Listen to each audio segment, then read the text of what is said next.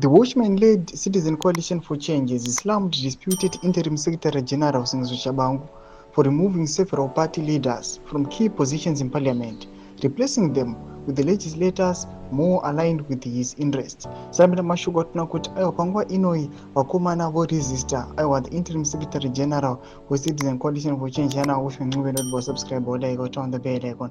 Tipinda panapa pana urepindula mudanyira chiti Tshabangu recently dismissed Lineti Karenyi Kore is the leader of the House in the National Assembly, appointing Maureen Kademaunga, the son-in-law legislator, as her replacement. Former Chief Whip Edwin Mushoriwa was also removed in the reshuffle. In an interview with Newsday on Sunday, Triple C spokesperson Willis Madzimore said the party did not support the reshuffle orchestrated by Tshabangu. He said, "It is not necessary, but because someone wants to flex their muscles, they make those unilateral decisions.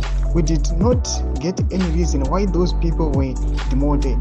There are other serious and pressing issues that we should be focusing on, not this child's play. I thought some of the people appointed on these positions must use common sense.